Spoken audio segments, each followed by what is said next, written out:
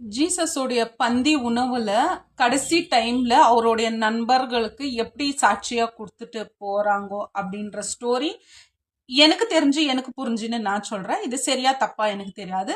தப்பு இருந்தா என்ன மன்னிக்கணும். ஆனா சில மனிதர்களுக்கு வந்துட்டு இத உணர வைக்கணும்.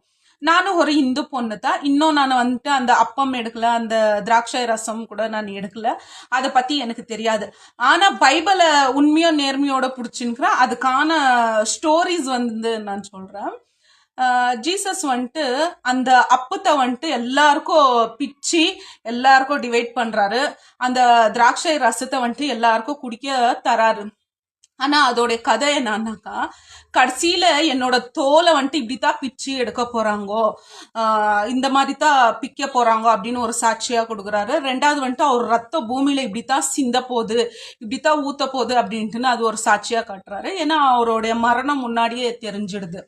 ஆனா ஜனங்களுக்கு என்ன யோசனை கொடுக்குறாருன்னா, நான் இந்த பூமியில இருக்கிறதுல நான் இந்த பூமியை விட்டு போறேன். ஆனா நான் இந்த அப்பத்தை எப்படி பிச்சு உங்களுக்கு தரணும், என் உணவா சாப்பிட்டீங்கன்னா உண்மை நேர்மையோட போகணும்.